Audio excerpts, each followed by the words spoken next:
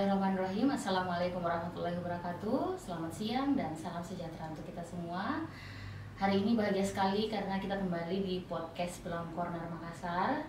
Semoga kita semuanya sehat, panjang umur dan bahagia selalu. Kita juga mengucapkan puji syukur atas kehadirat Tuhan Yang Maha Esa karena kita masih diberi kesehatan jasmani dan rohani untuk melaksanakan aktivitas hari ini.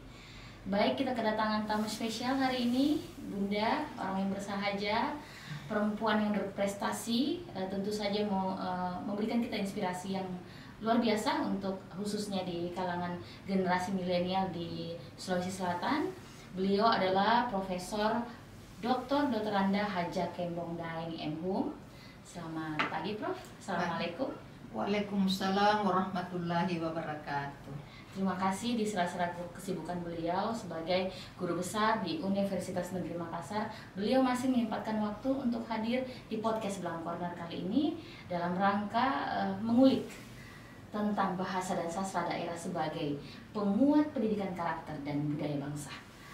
Adapun prestasi beliau luar biasa, yaitu beliau menulis di beberapa penelitian, aktif sebagai narasumber di berbagai workshop, pelatihan, dan seminar.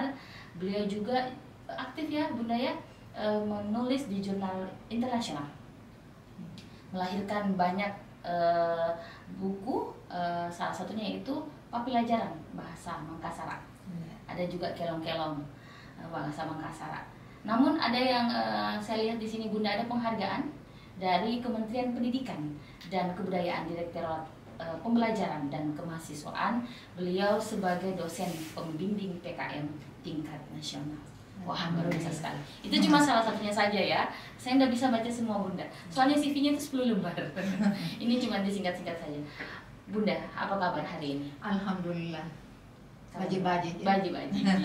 Oke, karena kita hari ini membahas tentang penguat pendidikan karakter dan budaya bangsa, khususnya bahasa Mangkassar.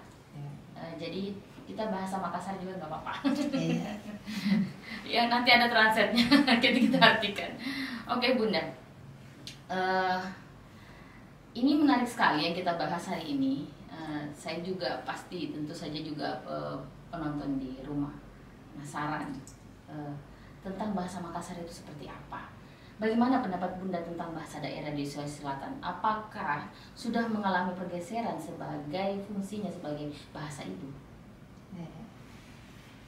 Terima kasih Nak atas kesempatan yang diberikan kepada saya. Pertama-tama tentu saya mengucapkan syukur kehadirat Allah Subhanahu wa taala karena pada hari ini diundang untuk hadir di tempat ini guna membicarakan masalah bahasa daerah dan pendidikan karakter anak. Ya, sesuai dengan pertanyaan Ananda bahwa kalau kita mengamati tentang keberadaan bahasa daerah di Sulawesi Selatan saat ini, ya tentu sudah mengalami pergeseran. Ya, ini tentu berdasarkan hasil penelitian, itu baik dari segi penuturnya maupun dari segi kualitas pemakaian bahasanya. Ya, dari segi penutur, ya ini berbagai hasil penelitian bahwa bahasa Makassar dan bahasa Bugis itu termasuk bahasa yang cepat ya kepunahannya. Ya. Ya. Kemudian dari segi kualitas pemakaiannya, ya ini kadang seseorang berbahasa Makassar tetapi struktur bahasa Indonesia. Berbahasa Makassar tetapi banyak menggunakan kosakata bahasa Indonesia. Oh gitu. Yeah. Sehingga tidak jelas lagi mana bahasa Indonesia yang baik dan benar dan mana bahasa Makassar yang baik dan benar. Ya, ini tentu berdasarkan gejala yang kita alami sekarang. Mengapa seperti itu? Karena bahasa Makassar ini sudah mengalami kontaminasi, bukan hanya bahasa Indonesia itu sendiri, tetapi juga faktor bahasa asing yang kadang generasi milenial saat ini lebih menyenangi bahasa asing dibanding dengan bahasa daerah. Bahkan ada keluhan bahwa dalam pembelajaran bahasa daerah di sekolah, bahasa Makassar itu lebih sulit daripada bahasa Inggris. Ya, ini saya kira hal-hal yang tentu menjadi perhatian buat kita semua. Ya, dengan adanya kenyataan seperti ini tentu dapat membuka hati kita bagaimana agar suatu saat bahasa daerah ini dapat bangkit dan dapat menjadi ciri khas dan penanda di Sulawesi Selatan pada khususnya. Bunda tadi ada kata-kata Bunda itu bahwa ada struktur yang tidak benar dalam membahasakan bahasa Makassar yang benar itu seperti apa Bunda contohnya? Karena terus terang Bunda, saya pikir kodong itu kalau ada mie kodong-kodongnya atau ada mie iyo kona atau apa kana itu kan saya pikir sudah struktur yang benar itu. Kita kan sebagai generasi milenial kadang-kadang kita selip-selip itu Bunda. Bukan berarti mau mencederai bahasa daerah, tetapi kadang-kadang memang tidak ditahu sambungannya, disambungin. Itu bagaimana itu Bunda yang bahasa daerah yang baik dan benar itu khususnya Makassar. Makasih Nak. Jadi kalau kita bicara tentang bahasa yang baik dan benar, yaitu bahasa yang baik dikatakan baik jika pemakaiannya sesuai dengan situasi dan kondisi di mana kita berbahasa. Sedangkan benar jika sesuai dengan kaidah bahasa yang bersangkutan. Contohnya bagaimana itu? Kalau bisa dikasih contoh dulu. Satu kalimat aja. Jadi misalnya ketika Ananda mau nyapa saya, di mana kita tinggal di Makassar Bunda, ya. Atau dari mana asal ta Bunda, kan ini seolah bahasa Indonesia. Tetapi dari mana asal ta Bunda? Ta, ya itu dalam bahasa Makassar itu pemarka persona kedua yang sifatnya honorifik, bentuk hormat. Ya, ini tidak dapat dipungkiri jika Nana bertanya misalnya di mana kita tinggal di Makassar, Bu, saya sebagai orang Makassar paham bahwa yang dimaksud kata kita itu adalah bentuk hormat sebagai penghormatan. Tetapi dari segi kaidah bahasa Indonesia, ya, kata kita itu termasuk kata ganti orang pertama yang sifatnya honorific. Ya, sedangkan maksud dari penanya yang kata kita itu dipadankan dengan kata kate, ya, dalam bahasa Makassar. Sementara kata kate itu kata ganti orang kedua yang sifatnya honorific. Sedangkan kita termasuk kata ganti orang pertama jamak. Inilah yang sering kadang dikacaukan. Ya. Jadi kalau berbicara sesama orang Sulawesi Selatan yang paham tentang budaya, ya tentu dia paham bahwa yang dimaksud adalah orang yang ditanya. Ya, tapi kalau orang yang tidak tahu budaya Sulawesi Selatan, maka dia akan bingung. Misalnya, ya, di mana kita tinggal di Makassar, ya, padahal yang ditanya orang Jawa, ya tentu kan dia bingung ya. Jadi hal-hal seperti ini kita harus paham bahwa bahasa daerah termasuk bahasa Makassar bukan hanya sebagai alat komunikasi, tetapi juga memiliki kaidah bahasa, kaidah kesastraan yang luar biasa sehingga harus diajarkan. Karena kalau tidak, ya ini akan mengaburkan makna dan kadang pembaca atau penyimak tidak paham tentang hal tersebut. Gitu Bunda. Bunda tadi itu kalau ini Bunda ya, tolong dinilai Bunda ya kalau salah ya. Misalkan dari mana asal tak? Apakah betul itu Bunda kalau batu kemai kikat teh? Itu salah atau betul Bunda? Iya. Ini ada dua. Iya. Ya. Batu kemai kikat teh. Ini orang tidak paham bahwa kalau pertanyaan seperti itu, batu kemai kikat teh, itu batu di pasar kan? Oh iya. Ya, tapi batu kemai salat tah. Ya, misalnya orang sudah paham, oh batu di takalara. Ya, atau batu di takalara. Batu kemai kikat teh Sempading. Sampai tadi ya misalnya dari mana Anda tadi? Saya dari pasar. Kata ya nak ke batua di kantor. Oh, jadi harus ada penegasan di belakangnya Bunda. Sumpadeng misalkan. Kalau batu kemaiki bisa saja mungkin asalnya. Iya. Batu Kemai Salata atau Batu Kemai kate ya. Beda itu Batu Kemai dengan Batu Kemai. Oh begitu. Iya. Oh ya. Jadi satu menanyakan asal, satu menanyakan kamu dari mana, aktivitasnya. Oh begitu. Aduh luar biasa ya. Berarti bukan cuma bahasa Inggris yang kalau salah penyebutan bisa salah arti, tapi bahasa daerah pun seperti itu, Bunda ya. Bunda ini kalau misalkan yang kita tahu ya sekarang kondisi anak sekarang kan modern, semuanya sudah modern, dengan berbagai perkembangan media sosial yang luar biasa. Apakah bahasa daerah itu masih perlu dipelajari, Bunda? Iya. Kan kadang-kadang anak-anak sudah malas-malasan itu, malas nggak tahu ya. Itu kan dia pikir itu kita apa dan segala macam itu sudah bahasa Makassar. Itu perlu tidak, Bunda? Iya, tentu kita sebagai orang Sulawesi Selatan dan juga pemilik budaya dan bahasa itu, ya, tentu kita merasa berkewajiban untuk menjaga warisan budaya. Apalagi di Sulawesi Selatan ini sudah ada perda ya yang mengatur tentang pelestarian bahasa, sastra dan aksara. Ya, jadi sudah ada.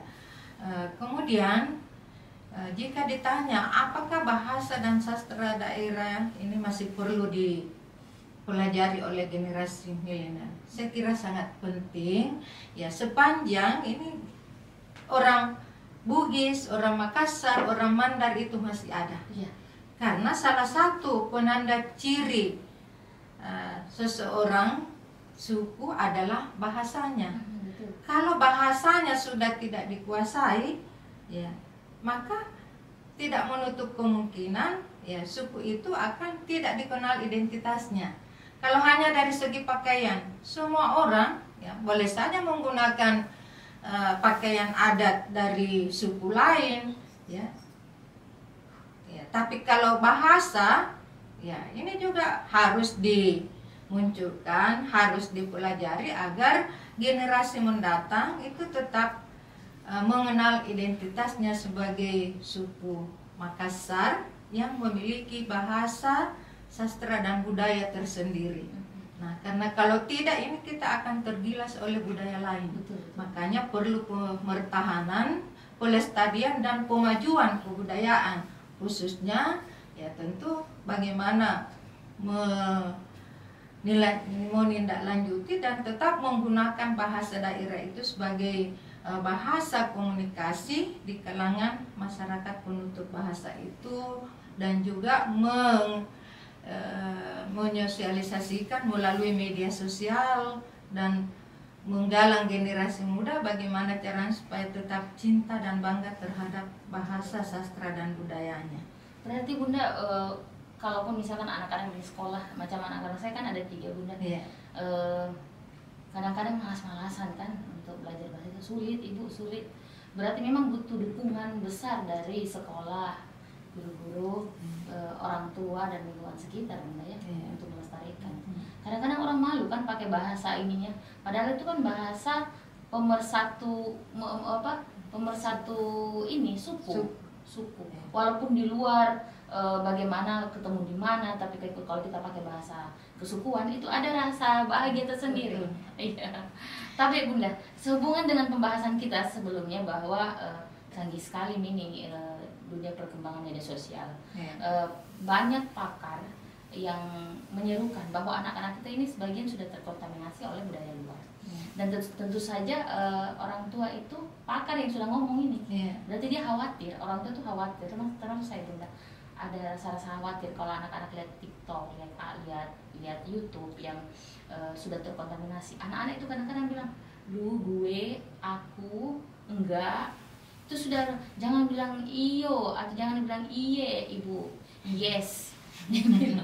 Jadi itu Bunda, apakah ini erat kaitannya dengan kurangnya perhatian terhadap penggunaan bahasa daerah sebagai wahana pendidikan karakter?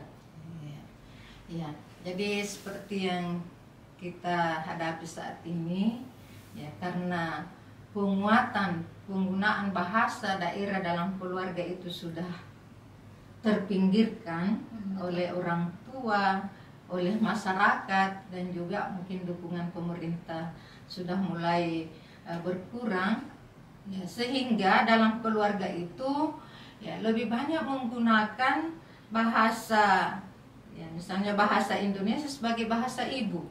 Ya, padahal ya diharuskan bahwa bahasa daerah itu sebaiknya digunakan sebagai bahasa ibu di dalam lingkungan keluarga. Tapi ini berbagai alasan, antara lain karena pernikahan antar suku ya menyebabkan bahasa daerah dari kedua orang tua ini sudah lenyap. Maka anak-anak otomatis hanya menggunakan satu bahasa, menggunakan bahasa Indonesia sebagai bahasa ibunya. Ya, jadi tentu ini perlu penelitian bagaimana pergeseran penggunaan bahasa daerah sebagai bahasa ibu di Sulawesi Selatan. Karena tidak mutlak bahwa ya, bahasa ya, jadi bahasa daerah itu berbeda dengan bahasa ibu. Boleh saja bahasa Indonesia itu sudah digunakan sebagai bahasa ibu dalam lingkungan keluarga. Ya. Atau bahkan ada yang menggunakan bahasa Inggris sebagai bahasa ibu dalam lingkungan keluarganya. Iya, betul. Nah, inilah pentingnya pembelajaran bahasa daerah di sekolah. Karena kalau tidak diajarkan di sekolah, maka anak-anak sudah tidak tertarik lagi belajar bahasa daerah. Kakek neneknya yang berusaha belajar bahasa Indonesia supaya dapat berkomunikasi dengan cucunya. Betul. Justru sebaliknya, neneknya yang belajar bahasa Indonesia yang baik supaya jadi yang mengerti. Oh, ya Allah. Padahal sebenarnya kita sebagai orang tua dari generasi milenial harusnya itu menjembatani bahwa jangan lupa bahasa tanah. Kita harus paham supaya nenek tak paham. Begitu kira-kira ya Bunda ya. Kemudian apakah bahasa dan sastra daerah khususnya bahasa Makassar Bunda syarat dengan nilai budaya sehingga harus diimplementasikan dalam kehidupan berbangsa dan bernegara? Ya, luar biasa. Saya kira setiap bahasa daerah itu memiliki nilai-nilai pendidikan karakter yang luar biasa. Ya, seperti yang saya contohkan tadi, itu saja pronomina dalam bahasa Makassar, Bugis, itu kita mengenal ada sistem honorific, itu ada id dan kapten, ya. Ya, kemudian ya itu penandanya ada ki, ada ta. Ya, itu pertanda bahwa sejak kecil kita diarahkan bagaimana menerapkan nilai-nilai budaya Sipaka tahu, ya tahu kepada siapa kita berbicara, apakah orang tua, orang yang dituakan dan sebagainya. Ya.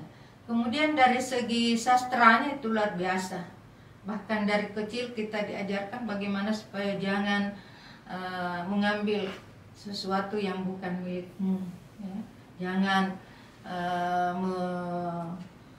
mengambil ya, tanpa izin dari orang lain, bagaimana menjalin kerjasama, budaya siri, Sipaka tahu, Sipaka lair dan sebagainya. Itu tercermin dalam karya sastra ya, dan juga petuah-petuah yang telah disampaikan oleh leluhur atau orang tua sebagai penguatan pendidikan karakter ya. Berarti anak-anak sekarang juga kadang-kadang Bunda lewat aja. Harusnya itu sudah masih memudayakan budaya tabe. Iya. Budaya tabe. Tapi Bunda, ini kan kita bicara tentang budaya Makassar, budaya khususnya ya. Meskipun yang utama dari pembahasan kita ini yaitu melestarikan budaya sebagai pendidikan karakter. Tetapi karena Bunda ini khusus memang bahasa Makassar jurusannya ya, kita bahas khusus Makassar itu. Saya mau tahu Bunda, bisa tidak Bunda memberikan contoh karya sastra Makassar itu yang mana saja? Jadi karya sastra Makassar itu hampir sama dengan karya sastra Indonesia. Juga memiliki berbagai jenis. Ada dalam bentuk prosa, ada dalam bentuk puisi, dan dalam bentuk drama. Ya, jadi dalam bentuk prosa, ya itu kita mengenal juga ada cerita-cerita dongeng, ada cerita pau-pau. Ya. Kalau kelong-kelong itu apa itu? Ya termasuk puisi. Oh termasuk. Iya. Jadi puisi juga banyak jenisnya dalam puisi lama ya. Jadi dalam perkembangannya ada puisi lama dan ada juga puisi baru. Jadi kelong itu termasuk salah satu jenis puisi lama dalam sastra Makassar. Ya, tetapi dalam era saat ini ya kelong juga harus mengalami perkembangan. Oh gitu. Ya.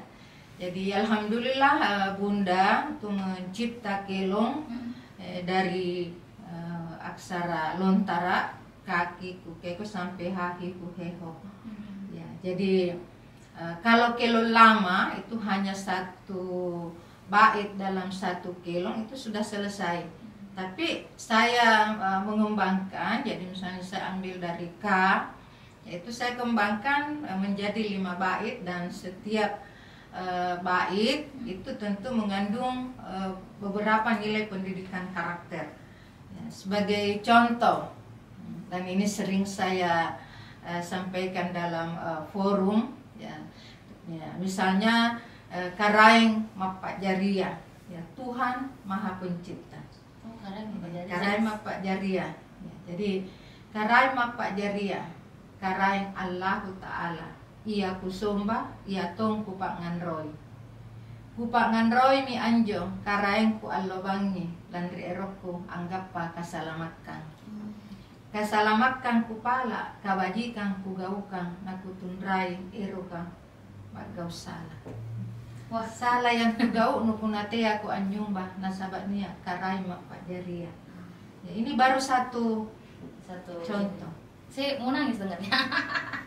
Itu soalnya dalam sekali itu maknanya, Bunda ya. Iya. Kita kalau orang Makassar yang saya paham sedikit itu tadi artinya itu yang kusembah, engkau yang kusembah pagi dan malam. Karena aku meminta keselamatan. Oh gitu Bunda ya, betul ya? Oh alhamdulillah. Gitu. Ya saya mau nangis tadi, tapi ada masih panjang ya Bunda artinya, tapi inti dari kelong-kelong tadi itu seperti itu. Waduh, ini kalau kita bahas ini biar 2 hari Bunda ndak ini. Belum lagi itu dilantunkan. Oh, kalau ya, jadi kelong itu ya, jadi mengapa anak-anak tidak tertarik ya? Artinya kurang tertarik. Ya ini kembali juga karena keadaan di dalam mengajarkan bahasa Makassar itu guru kurang memiliki kreasi gitu, bagaimana melantunkan kelong dengan berbagai lirik yang menarik ya, sehingga anak-anak tertarik. Jadi saya selalu menyampaikan kepada guru bahwa ya hal pertama yang harus dilakukan oleh guru adalah bagaimana mengajarkan bahasa Makassar itu dengan cara yang menarik agar siswa tertarik dulu untuk belajar bahasa daerah termasuk bahasa Makassar, dan jangan pernah mau mengancam gitu ya Bunda. Bunda terus terang tadi waktu saya baca kurikulum vitae Bunda itu, kok ada orang ya yang tertarik betul dengan dunia bahasa daerah ya. Padahal waktu saya waktu saya SMP agak malas gitu belajar begini karena dikasih tugas ditinggalkan. Harusnya saya mau bertanya nih Bunda, apa yang mendorong Bunda untuk bukan kalau orang pikir oh iya kan Bundanya kan orang Takal, orang Makassar. Tapi kan tidak semua orang tertarik di bidang itu Bunda. Sampai S1-nya ambil itu, ambil S2-nya juga sampai S3-nya. Sampai penelitiannya juga rata-rata dan bukunya Bunda itu semuanya membahas tentang bahasa daerah. Itu kenapa itu Bunda? Makasih nak. Jadi yang pertama saya sampaikan bahwa saya ini bukan alumni bahasa daerah. Oh gitu. Ya. Jadi S1 saya itu pendidikan bahasa dan sastra Indonesia di IKIP Ujung Pandang. S2 linguistik di Unhas. Kemudian pendidikan bahasa di UNM Universitas Negeri Makassar. Mengapa saya tertarik? Karena pertama saya sangat prihatin. Ya, yang pertama buku yang dipelajari siswa ketika saya sudah mahasiswa, bahkan saya sudah menjadi dosen, masih buku itu pula yang dipelajari oleh anak-anak di SMP waktu itu. Akhirnya saya berinisiatif bahwa saya harus berbuat sesuatu agar siswa lebih tertarik untuk belajar bahasa daerah. Kemudian juga dorongan dari guru bahwa cobalah Bunda menulis. Ya, akhirnya ya itu tahun 2004 saya mulai membaca ya, jadi ada ungkapan dalam bahasa Makassar itu lontar, itu saya translate, kemudian saya klasifikasi menjadi gaya bahasa Makassar, jadi saya kelompokkan. Itulah tulisan saya yang pertama. Kemudian yang kedua, saya sudah mulai menulis buku pembelajaran bahasa Makassar, ya, untuk SMP dulu, ya, kemudian SMP dan seterusnya. Saya sangat tertarik karena ya, kalau bukan saya, ya siapa lagi? Ya, dari sekian banyak orang Makassar, ya mungkin mereka mau, ya, tetapi belum memiliki hidayah untuk berbuat sesuatu tentang bagaimana menulis dengan baik. Ya, akhirnya karena saya di perguruan tinggi waktu itu ada mata kuliah, istilahnya mata kuliah tambahan, ya, yes. Dan saya diberi amanah untuk bahasa Makassar. Dari situlah saya mulai rasa cintanya bertambah. Rasa cinta bertambah, ya, hingga sampai saat ini, ya, karena saya menganggap bahwa kalau bahasa Indonesia banyak yang memikirkan tentang itu, tapi bahasa daerah, bahasa Makassar, ya belum tentu orang ini, karena ya mungkin dari segi menulis cerita, menulis puisi, tentu ada kaidah-kaidah tersendiri yang harus dipenuhi dan tentu ada ilmunya. Ya, untuk itu saya selalu mengatakan bahwa jangan pernah merasa malu, ya, jangan pernah merasa rendah, ya, rendah diri. Ya, kalau kita membidangi bidang tertentu, dan mungkin inilah petunjuk yang Allah berikan, sehingga dengan fokus kekhususan itu, ya alhamdulillah saya dapat meraih guru besar, karena memang kajian saya banyak fokus ke bahasa daerah. Tetapi di samping itu saya juga tetap menulis puisi dalam bahasa Indonesia, ya, antologi puisi dalam bahasa Indonesia, ya, Perempuan Makassar dan Sumur Tak Mengering. Iya, mudah-mudahan ini bisa lagi terbit tahun ini. Amin, amin. Ya.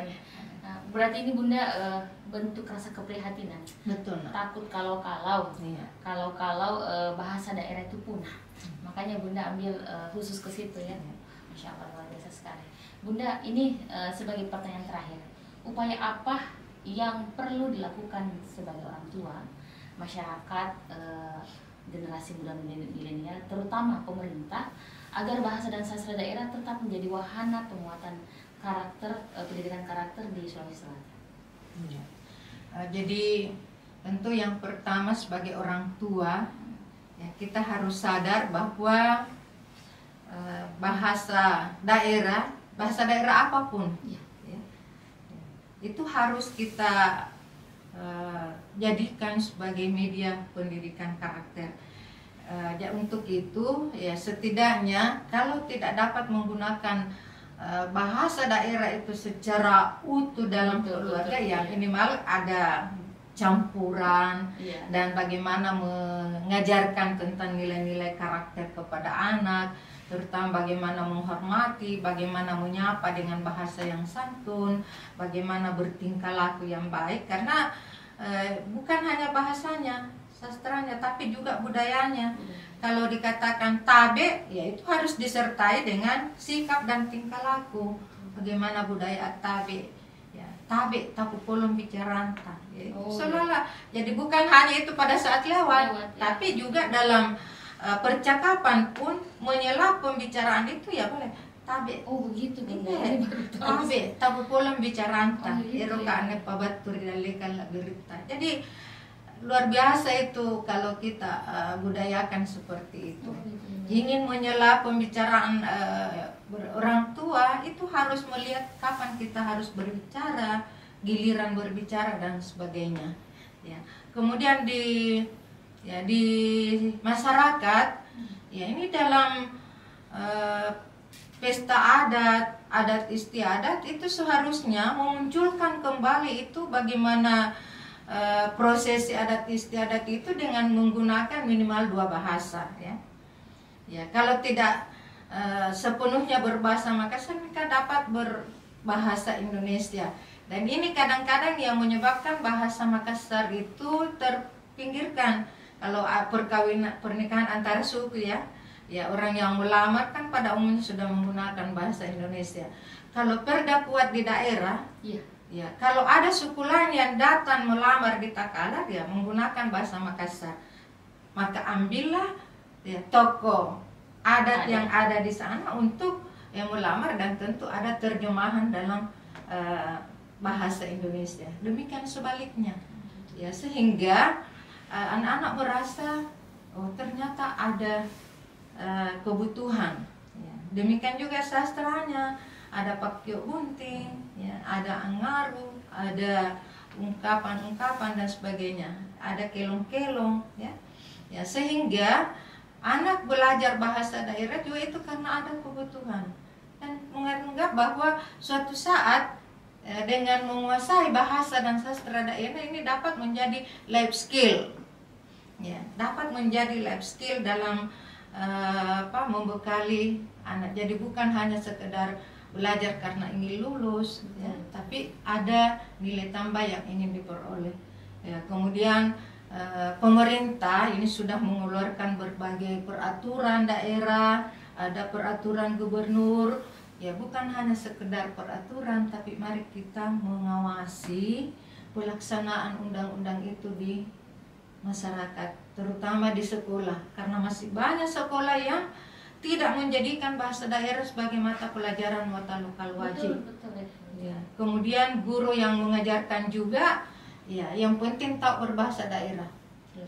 Selesai. Padahal bagi saya sendiri mengajarkan bahasa Makassar itu jauh lebih sulit dibanding dengan bahasa Indonesia misalnya, ya. Karena kita mempunyai bukan hanya bahasanya, sastranya, tapi juga budayanya. Kemudian aksaranya, ada aksara Latin dan aksara lontar. Ini yang saya kira menjadi tanggung jawab kita semua, yang mudah-mudahan suatu saat, ya, mulai saat ini kita sadari semua, dan bahasa daerah kita ini dapat menjadi tuan rumah di rumahnya sendiri, menjemput tamunya yang datang. Bukan kita yang mengikuti tamu, ya, tapi bagaimana menyambut tamu dengan bahasa, sastra dan budaya kita, sehingga orang luar merasa tertarik dan senang datang di Makassar. Betul.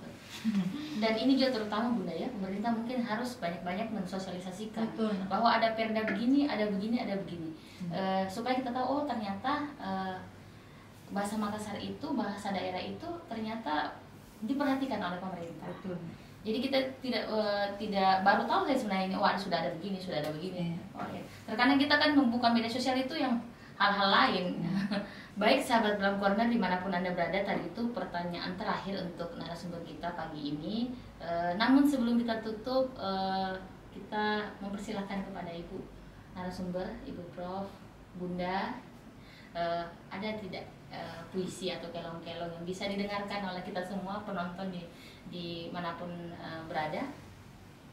Iya, insya Allah sebenarnya puisi atau kelong yang saya tulis itu sudah banyak, ya. Salah satu di antaranya itu Baji Nato Tuaya. Ini sebagai pesan kepada orang tua, ya, seperti saya, bagaimana supaya dapat menjadi misalnya contoh yang baik kepada anak-anaknya. Seperti ini. Tau toa malak diriku sana kupaka tauna nasaba iya kupare picuru baji. Jadi orang tua yang saya hormati, ya, sangat saya hargai, karena beliau dapat menjadi teladan yang baik bagi kami.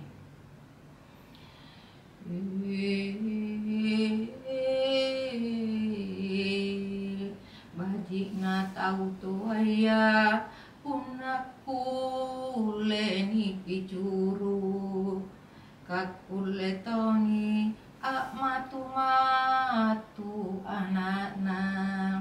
Jadi orang tua itu sungguh bahagia jika dapat memberikan contoh yang baik kepada anak-anaknya. Karena dengan contoh itu insya Allah anaknya juga ya dapat menjadi orang yang baik.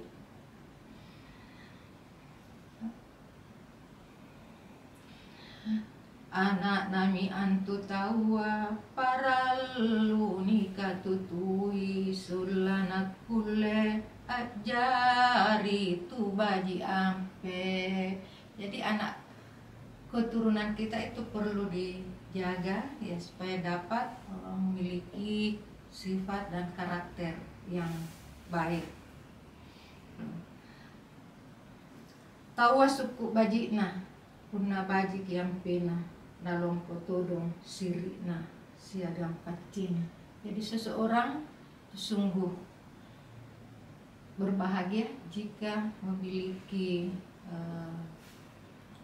harga diri yang baik dan juga memiliki sikap atau solidaritas yang baik kepada orang lain.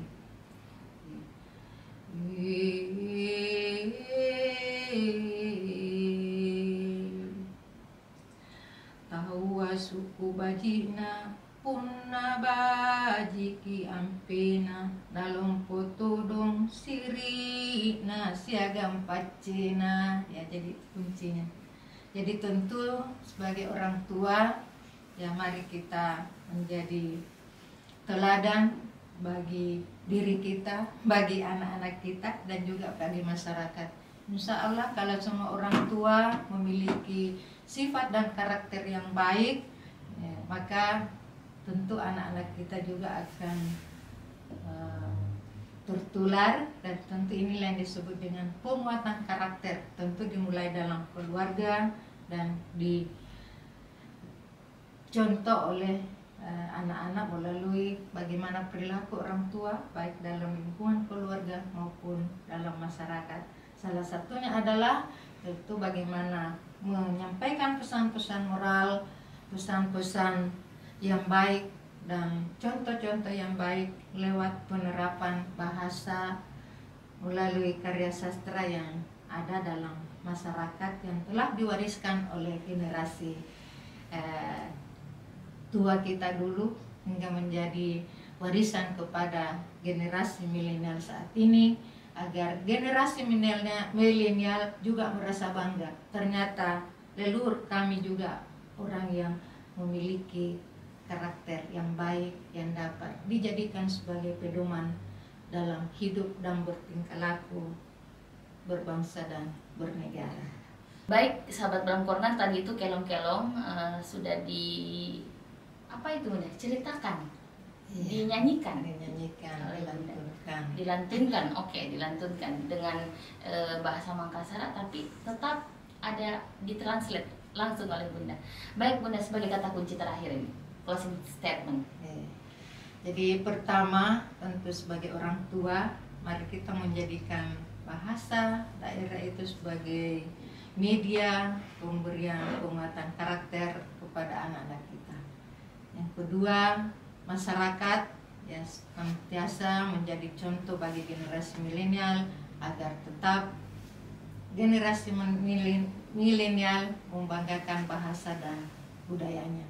Tiga, pemerintah harus tetap menjalankan amanah ini agar bahasa daerah tetap dilestarikan dan dimajukan. Generasi milenial tiaki siri-siriki bicara Makassar karena bahasa ta adalah budaya ta. Terima kasih kepada Ananda telah memberikan amanah kepada saya untuk hadir membersamai kalian di tempat ini. Terima kasih. Billahi taufik wal hidayah. Wassalamualaikum warahmatullahi wabarakatuh. Waalaikumsalam warahmatullahi wabarakatuh. Baiklah sahabat Bram Corner, tadi itu saya garis bawahi bahwa tiaki siri-siriki bicara Makassar sebagai identitas diri kita, bahwa kita ini adalah generasi milenial yang tentu saja mempunyai bahasa suku, yaitu bahasa Makassar. Terima kasih saya ucapkan kepada sahabat Belam Corner dimanapun Anda berada yang telah menyaksikan video podcast kami kali ini yang berjudul Bahasa dan Sastra Daerah sebagai penguat pendidikan karakter dan budaya bangsa. Tentu saja akan hadir lagi podcast-podcast selanjutnya dengan tema-tema yang luar biasa juga. Namun sebelum saya tutup, saya terima kasih Bunda hari ini di tengah-tengah kesibukannya sudah meluangkan waktu untuk hadir di podcast kami. Ibu Prof. Dr. Anda Hajah Timbongdaeng MHum, semoga kita semuanya sehat, panjang umur dan bahagia selalu untuk menjalankan aktivitas. Terima kasih saya ucapkan. Billahi taufiq wal hidayah. Wassalamualaikum warahmatullahi wabarakatuh. Selamat siang dan salam sejahtera untuk kita semua. Waalaikumsalam warahmatullahi wabarakatuh.